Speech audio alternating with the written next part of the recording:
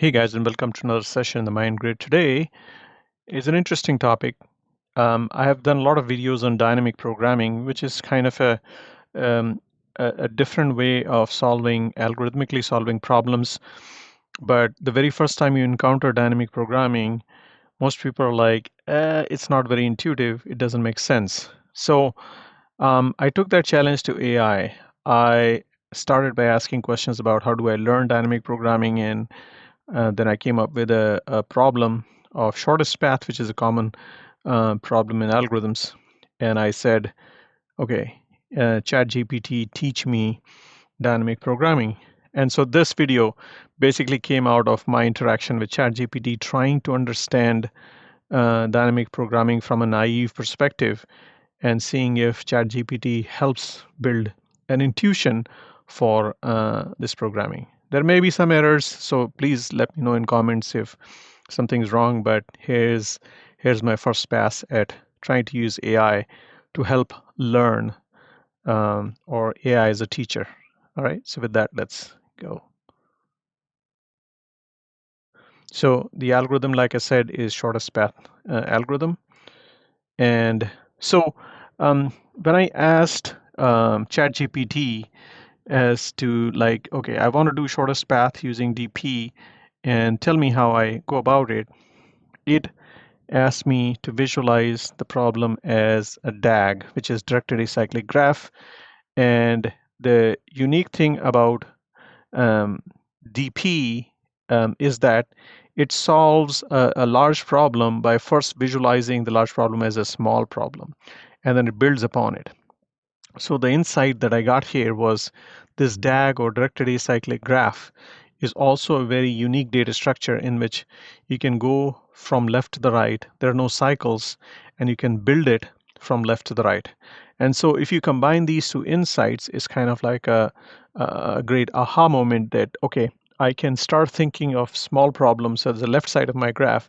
And then as I proceed towards the right side, I'm basically using the problems that I've solved on the left side to build the stuff that is on the right side. So that was like, great, okay, that makes sense.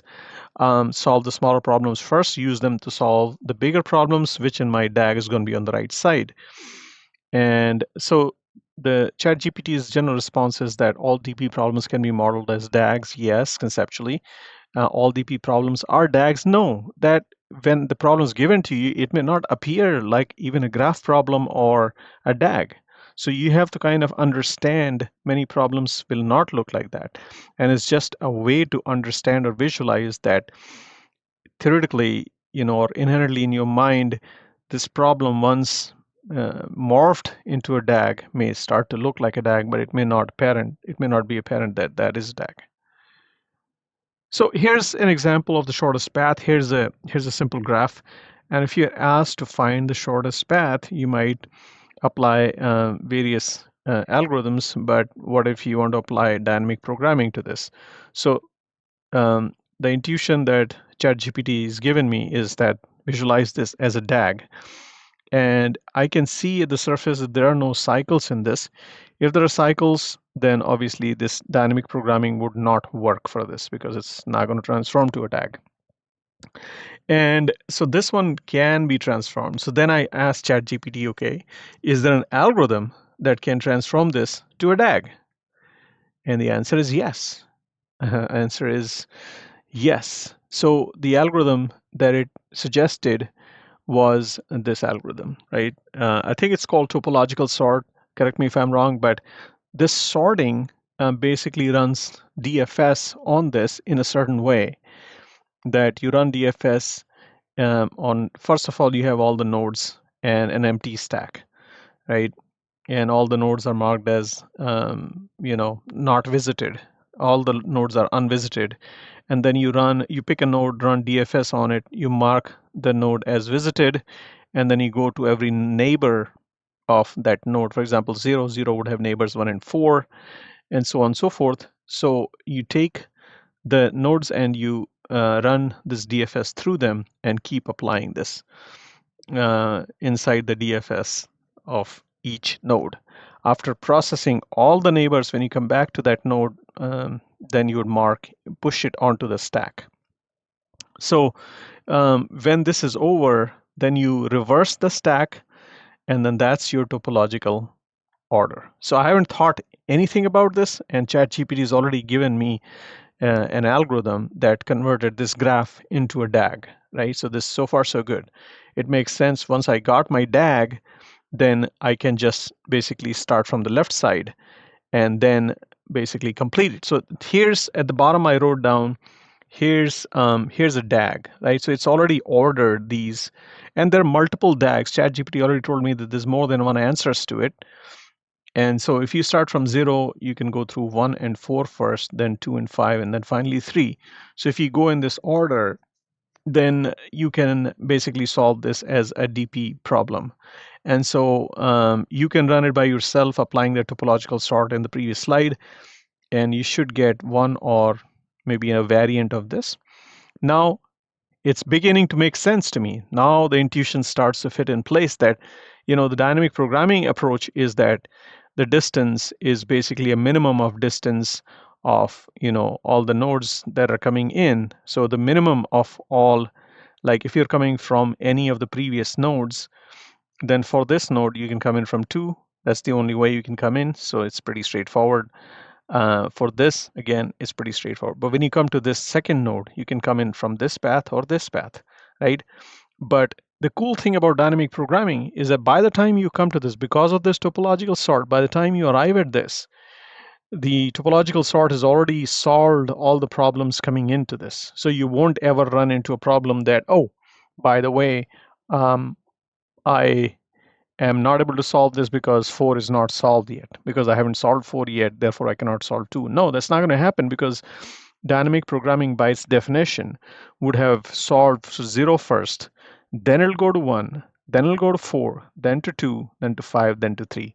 And by that token, you will see that everything's solved in that order, and therefore everything is ready for you when you arrive at that node. Everything before that, or as the input to this node, is already pre-solved. So the algorithm here is pretty straightforward. When you solve a node, you take the minimum of all possible predecessor nodes and then their respective weights. So the shortest distance to that predecessor node plus the weight coming into this node, and take a minimum of all the nodes, right? So when you run through all the inputs, then you get the answer for 2 and for 5 and for 3, and when you're done, then that's your solution. So in a way, ChatGPT helped me understand the solution to this problem, and it was a new approach. I had to visualize this graph as a DAG, not as just a random graph, because this graph could be huge. It could be thousands of nodes. And then my reasoning, the normal reasoning gets confused as to which order should I write these nodes so that I can solve it. So if this graph is a DAG, that there are no cycles in this, then you can write this in this way. And so that's the intuition. So complexity improvements, why do we use? I asked another question, like, why should I use dynamic programming? What is the advantage of dynamic programming, right? Because it's kind of how does this really help me?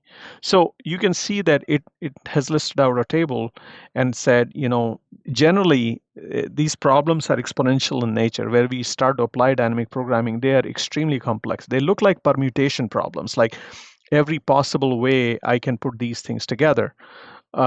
That's what it, at the surface, it looks like. Naive implementation is just a full-on permutation, and then you get exponential complexity. When you apply dynamic programming, either you use a technique called memoization, which you remember all the previous solutions, or you apply them in this, maybe a matrix format in which you refer to the previous ones, etc. Either way, a table or a memoization, you will see that there's huge improvements. It becomes, from 2 to the power n, which is exponential, to, a polynomial kind of, or n times m. You see different, it's kind of polynomial time, but it reduces in complexity quite a lot. So there you have it, guys. I used ChatGPT. I did not use much of my own thinking to arrive at this step by step. And at every step, ChatGPT, with the help of prompts, gave me something to think about. And at the end of it, without doing much thinking, I think I have arrived at an intuition for how to solve dynamic programming and why is dynamic programming making such a difference to these problems that look exponential. So hopefully you liked the video. If you liked it, give me a thumbs up. And if you haven't, subscribe to my channel. And I'll see you in another video. Until then, take care and bye-bye.